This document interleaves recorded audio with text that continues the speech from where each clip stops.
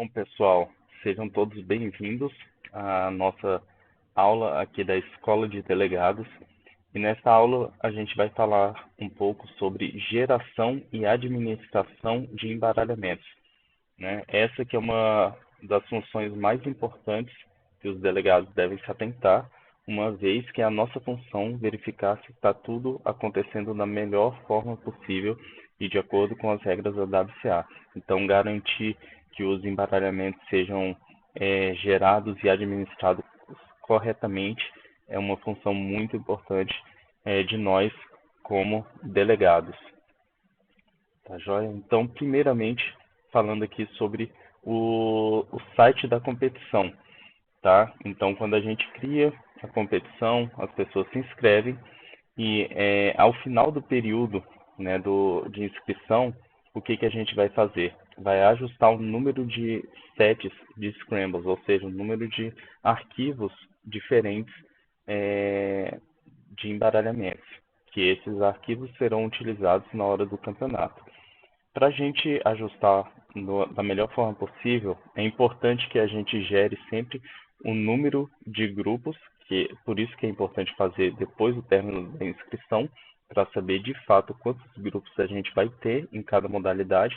Então, o número de grupos mais um. Então, por exemplo, na primeira rodada do 3x3, se a gente for utilizar 4 grupos, então a gente vai gerar 5 Scramble Sets. Por quê? Para a gente sempre ter um de backup. Se der algum problema lá na hora da competição, para a gente não precisar gerar mais um ali na hora, a gente já gera antecipadamente. Tá joia? E sempre quando a gente for ajustar esse número de grupos de embaralhamentos, sempre lembrar de salvar antes de gerar de fato os embaralhamentos. Tá bom? Então sempre salvem. Para gerar os embaralhamentos, a gente vai utilizar o programa Tnoodle, que é o programa oficial da WCA para a geração dos embaralhamentos oficiais. Tá? Para a gente obter esse arquivo, a gente vai entrar no site da WCA, ir na aba de regulamento e clicar em embaralhamentos. Tá? E lá vão ter várias versões e a gente tem que se atentar à versão mais recente, que é a que aparece bem no início. Então, se você já tem o Tnoodle instalado no seu computador, sempre verifique antes de gerar qualquer embaralhamento da sua próxima competição, se esse arquivo que está no seu computador é o mais atualizado. Na dúvida, sempre baixe o que consta lá no site. Tá? Também verificar se o software do Java, esse arquivo abre pelo Java. Então, sempre verificar se o seu computador está com a versão mais recente, mais atualizada do Java também. Se não tiver, provavelmente você vai ter problemas ao abrir o Tnoodle. Tá? Então, quando você abrir o Tnoodle, ele vai abrir uma aba no seu navegador do computador. Você vai fazer o login da WCA, vai selecionar a competição. Aqui na imagem ao lado tem umas abas azuis e você vai clicar na competição que você quer gerar os embaralhamentos. E você vai inserir a senha para abrir o arquivo com os embaralhamentos. Né? No campo ali de cima vai ter o nome da competição, ele já vai puxar automaticamente quando você clicar ali. E em password, senha, né? Você vai inserir a senha que vai ser utilizada para abrir posteriormente esse arquivo dos embaralhamentos gerados. Continuando aqui com o Tnoodle, vocês vão manter número de cópias sempre 1, não precisa alterar isso. No multi-blind, ou seja, no 3x3 multivendado, é importante sempre gerar um número alto de embaralhamentos. Muitas vezes, aqui no Brasil, tem pessoas que tentam 30 cubos, né, outras também 40. Então é importante a gente sempre gerar um número alto. Se você conhecer o competidor, né, os competidores que fazem mais cubos nessa modalidade, vocês podem perguntar para eles antes de gerar o embaralhamento, que daí você sempre coloca uma margem um pouquinho maior, né, do número que ele informar, para ter segurança, né? Por exemplo, se tiver caso de embaralhamento repetido lá na hora, no multivendado, o competidor pode levantar a mão, entregar o cubo repetido, você verifica lá e aplica um novo embaralhamento. Aí você usa lá nos últimos. Então é sempre bom ter essa margem de segurança de embaralhamentos a mais no multivendado. Depois, lá no Tenudo, você vai clicar em Generate Scrambles, ou seja, gerar embaralhamentos e, como eu falei, né, definir uma senha forte, né, porque esse arquivo é bastante sigiloso, só o delegado deve ter acesso a essa senha, tá? Então não pode ser uma senha fácil, como seu nome, ou só o nome da competição, né, ou 1, 2, 3, 4, 5, tá? Sempre definir uma senha forte. Depois de gerado esses embaralhamentos, esse arquivo com embaralhamento, é sempre importante é, salvar na nuvem. Antes disso, o que eu vou falar agora são várias orientações presentes no Scramble Accountability Policy, que é a política de responsabilidade de embaralhamento. Isso vocês vão encontrar lá no site da WCA, em WCA Documents, depois Policies, e vai encontrar esse arquivo lá, tá bom?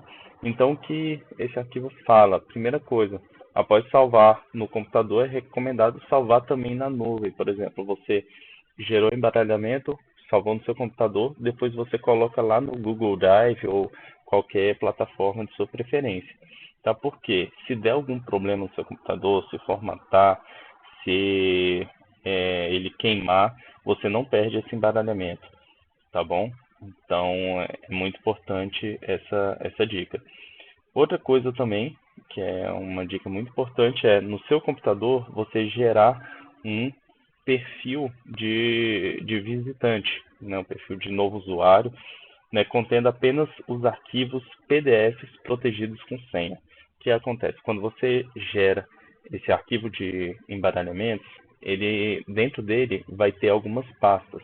Vai ter a parte printing, que é perigoso você manter isso com acesso aos competidores, não pode manter isso porque esses arquivos são desprotegidos de senha. Então, é sempre importante você manter o arquivo de PDF display nesse usuário visitante no seu computador, tá? Porque ele é protegido com senha e essas senhas só os delegados que vão ter acesso a elas, tá bom? Então, isso daí é uma dica muito importante, criar esse novo perfil. Também é recomendado separar os sets de embaralhamentos em pastas diferentes, de acordo com a modalidade. Então, quando você abrir esse arquivo PDF Displays, que são protegidos com senha, vai ter todas as modalidades ali em uma pasta só. Para não perder tempo na hora da competição, tentando achar modalidade, é importante criar pastas, por exemplo, 2x2. Aí você pega o 2x2, round 1, Scramble 7A, 7B, 7C, 2x2, round 2, Scramble 7A, 7B, por exemplo. Coloca tudo lá no 2x2, na pastinha que você criou. 3x3, mesma coisa, com as demais modalidades, tá bom? Então, isso vai ajudar bastante na hora de achar os embaralhamentos na hora da competição. Outra coisa também é que criaram um sisteminha, né, para organizar as senhas. Então, nesse arquivo que a gente gerou os embaralhamentos, também tem um arquivo só com as senhas, que ficam da mesma forma como eu falei, dos embaralhamentos, vão ter todas as senhas de 2x2, Scramble 7A, B, C, D, Round 2, Scramble 7A, B, 3x3, tudo junto, e utilizando esse organizador de senhas, que vai estar na descrição, acredito eu, aqui na plataforma, o Simon Kelly, ele fez o Scramble Organizer, né, um aplicativo em que você coloca o ID da competição, né, e coloca a senha também do arquivo, e daí ele já organiza por modalidade, né, de acordo com o horário, né, o cronograma de cada uma delas. Então, você tendo isso em mãos, é fácil. Acabou uma modalidade, já é o próximo da lista, né? Então, fica muito mais fácil de administrar isso na hora, né? Quando você for falar ou vai inserir a senha para abrir cada documento, né, na hora da competição, esse sistema vai ser uma de grande ajuda para vocês, tá joia? E algumas coisas aqui durante a competição, né, ainda na parte de administrando os embaralhamentos. Primeiro, em caso de embaralhamentos impressos, por exemplo, tem gente que prefere, em vez de abrir no computador, ter um embaralhamento impresso, né? Nesse caso, incluindo o de FM, né, que a gente dá os embaralhamentos para os próprios competidores, esses embaralhamentos devem permanecer em posse do delegado ou em um lugar seguro. Isso é muito importante mesmo, porque se alguém tiver acesso a eles antecipadamente ou alguém que não seja um embaralhador, né, isso será, né, vazamento de informação sigilosa.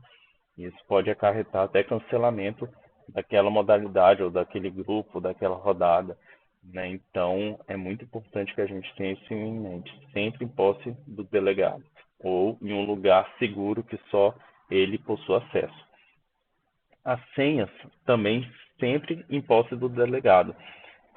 Ele pode compartilhar em alguns casos específicos, por exemplo, se ele não estiver presente em determinado momento, ele pode repassar para alguém de segurança, pode ser o organizador ou um competidor em quem ele tenha confiança, né, para ficar com esses embaralhamentos até que ele volte. Ou, na verdade, passar só o embaralhamento naqueles momentos em que ele não vai estar presente, para também evitar ao máximo o vazamento de informações. A mesa para entrega dos cubos, né? Quando a gente vai chamar, né, os competidores para entregar seus cubos, é importante que essa mesa seja separada da mesa de embaralhamentos. Por quê? Para os competidores que estiverem entregando os cubos, eles não verem o embaralhamento que vai ser aplicado, né, no cubo deles. Ou, caso não seja possível, né, ter essa mesa separada e ficar perto da mesa de embaralhamento, sempre deixar os embaralhamentos fechados e só abrir depois que todos os competidores daquele grupo tiverem entregado todos os seus cubos. Tá joia? Então, essa é uma dica para a gente manter o sigilo ao máximo. Outra coisa é a gente reforçar a assinatura dos embaralhadores. Então, na súmula, na primeira coluna, vai ter um campo que tem Scrambler, né, que são os embaralhadores. Então, toda vez que eles aplicarem o embaralhamento, verificarem que o embaralhamento está correto, ele vai ter que assinar aquela súmula. Apesar de ainda, né, a gente está aqui em julho, apesar de ainda não ser obrigatório, né, não ser uma prática estritamente obrigatória, se não tiver isso, pode gerar muitos problemas depois. Então, na prática, a gente já está tornando isso obrigatório, porque tem acontecido alguns incidentes e isso pode dar ruim lá na frente, tá? E é coisa de tempo para que isso se torne realmente obrigatório. Então, sempre reforçar para os embaralhadores assinarem quando eles estiverem verificados que o embaralhamento está certo. Sobre a zona de espera, né? O que é a zona de espera? É o lugar onde o competidor que vai competir naquele grupo, ele vai aguardar ser chamado para poder competir, né? Então, essa zona de espera é importante que ela seja suficientemente distante das estações de resolução. Por quê? Para que o competidor não possa ver o que os demais competidores estão fazendo né, enquanto eles estão aguardando a vez deles, né? E também essa zona de espera não pode ter contato visual diretamente com a zona de embaralhamento, pelo mesmo motivo. Não pode ver o que vai estar sendo aplicado no puzzle em que ele vai competir antes dele chegar o momento dele competir. Nessa zona de espera, é importante também que os competidores não comentem sobre os embaralhamentos recebidos, para que não haja vazamento de informação, né? Olha só eu fiz o primeiro aqui, a cruz está desse jeito e tal. Por que que não pode? Porque todos os competidores vão receber o mesmo embaralhamento para todas as tentativas daquele grupo. Então é muito importante que isso não aconteça. E também os competidores não podem ver outros resolverem no decorrer do grupo, né, como eu já falei anteriormente, mas incluindo também o caso de transmissão ao vivo da competição. Então, se tiver alguém gravando a competição ao vivo, né, fazendo uma live stream, é importante que os competidores que estiverem na zona de espera não tenham acesso a essa live stream, para eles não verem também o que está acontecendo. Porque, mesmo que tenha alguma demora na live, o competidor, às vezes, o embaralhador erra o embaralhamento, a gente vai falar um pouco mais sobre isso, às vezes demora para a pessoa competir, enquanto isso ele pode estar vendo os outros resolvendo ali e ver o que, que ele pode fazer antes de receber o embaralhamento dele. Isso não pode acontecer, tá bom? E também sobre os embaralhamentos extras, se for o caso, né? Eles devem ser aplicados logo em seguida ao incidente. Então, por exemplo, deu um erro, o competidor foi iniciar a tentativa e deu um erro no timer com tempo inferior a 0,06. E daí ele pede um adicional. Quando a gente vai dar o adicional, o embaralhamento extra deve ser aplicado logo em seguida ao incidente. Então ele não completa as outras e depois faz o extra. Não. Se aconteceu, por exemplo, um incidente no embaralhamento 2, ele já deve receber o adicional referente ao embaralhamento 2, tá bom? Então, o adicional 1, que vai substituir o embaralhamento 2 logo em seguida, e depois faz o embaralhamento 3, 4, 5 normalmente. Tá? E na súmula também o embaralhador deve indicar, né, na parte lá do embaralhamento extra, qual é a tentativa a qual esse embaralhamento está substituindo. Tá? Então, colocar, no caso do exemplo que eu dei aqui, o número 2 ali embaixo na súmula. E aqui vamos falar sobre algumas outras orientações sobre o embaralhamento, que é no artigo 4 do regulamento, que trata sobre esse assunto.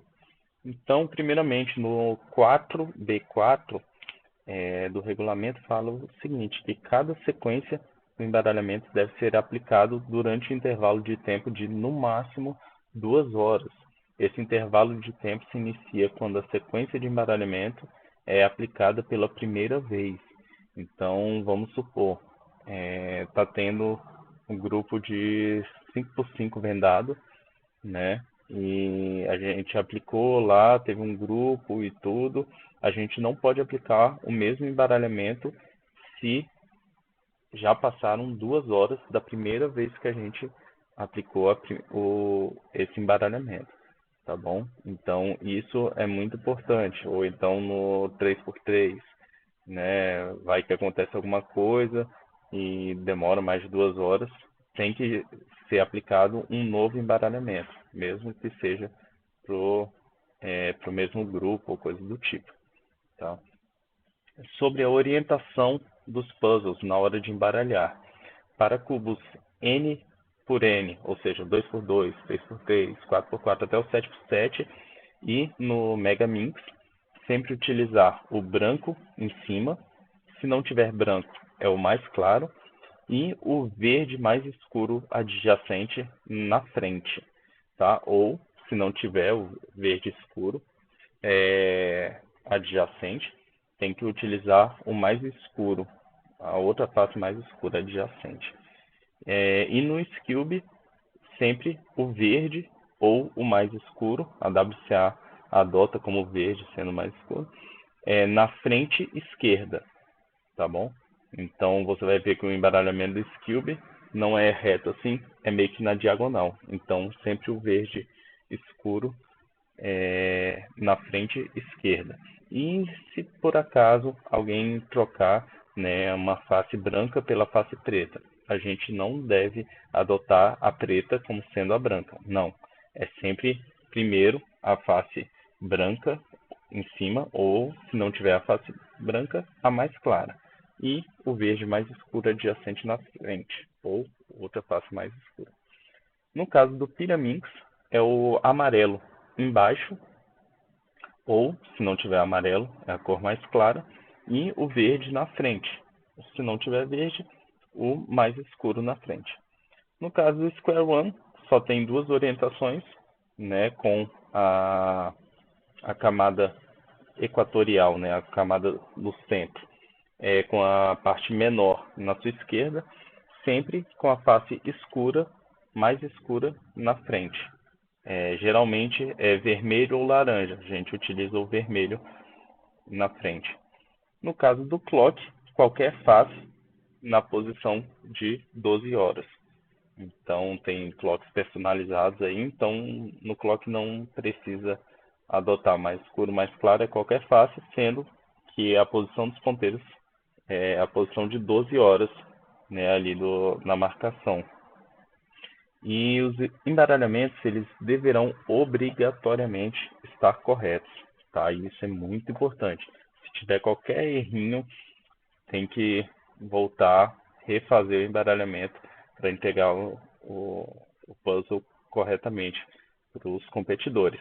As exceções são no 6x6, 7x7 e Mega Minx, mas é uma exceção, não é uma exceção livre, né, de livre escolha do embaralhador. Não, é a critério do delegado. Então, se tiver qualquer erro, o embaralhador deve chamar o delegado nesses puzzles, né, 6x6, 7x7 e Mega Minx. Mostrar para o delegado, ele verificar com o Scramble, ver como que tá, e a critério dele, ele permite que o puzzle vá dessa forma. De qualquer forma, o embaralhador tem que assinar a súmula, tá joia? No clock tem um detalhezinho. O embaralhador também precisa obrigatoriamente entregar o puzzle corretamente embaralhado, né, para o competidor. Só que se ele colocar no pote de clock e o corredor, na hora de transportar algum pino, se altera, né, está valendo. Não precisa voltar para a zona de embaralhamento, verificar o embaralhamento, ajeitar o pino e levar de novo. Não, isso daí foi uma coisa que foi alterada recentemente no regulamento e que o competidor pode resolver dessa forma, né? Não precisa retornar. E se o embaralhamento estiver incorreto, né, então o embaralhador pegou, não está batendo com o que está mostrando aqui na tela do computador ou na impressão. Né? O que deve acontecer? O embaralhador deverá corrigir o puzzle, ou seja, deve resolver e aplicar novamente o embaralhamento correto. Né? A depender do puzzle ou do cronograma, né, da competição, se estiver muito atrasado ou coisa do tipo, poderá pedir ao competidor para resolver.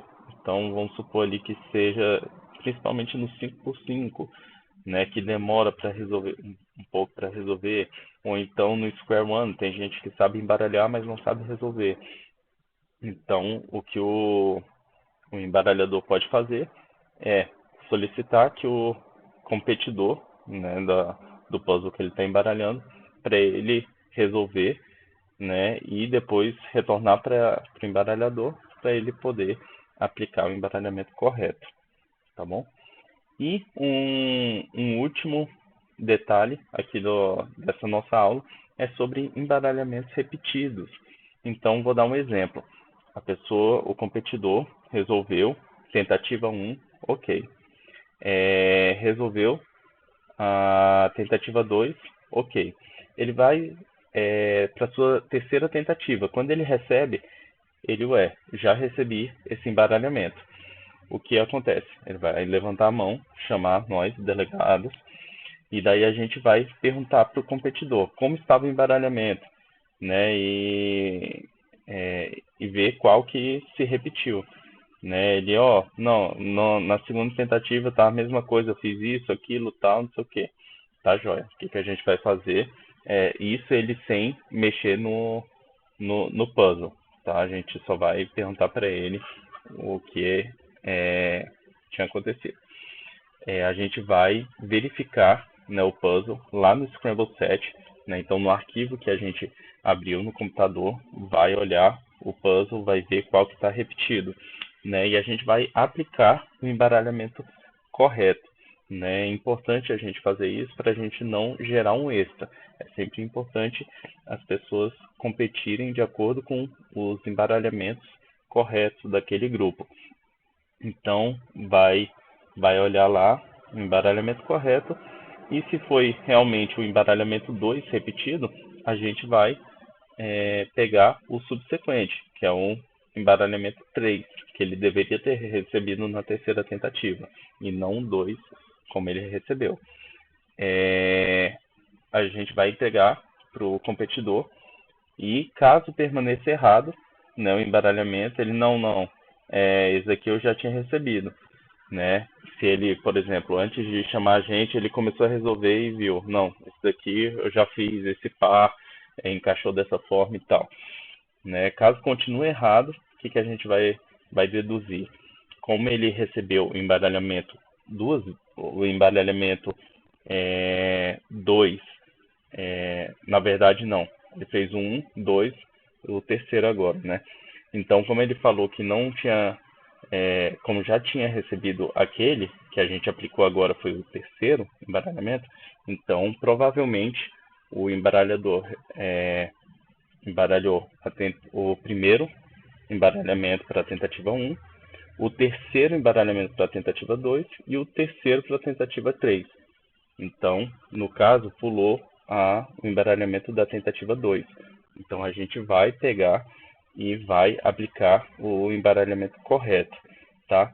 Se, mesmo assim, tiver dado algum problema, né, se não conseguiu identificar qual foi o embaralhamento 2 ou 3, aí sim a gente vai aplicar um embaralhamento extra, né, um embaralhamento adicional para o competidor. Mas isso só em último caso e só conforme a necessidade. E sempre ajustar na súmula, né, se a gente aplicou primeiro o 3, depois o 2, colocar uma setinha na súmula informando isso, porque na hora de registrar os resultados lá na WCA Live, o lançador de resultados precisa colocar corretamente qual a ordem dos embaralhamentos aplicados.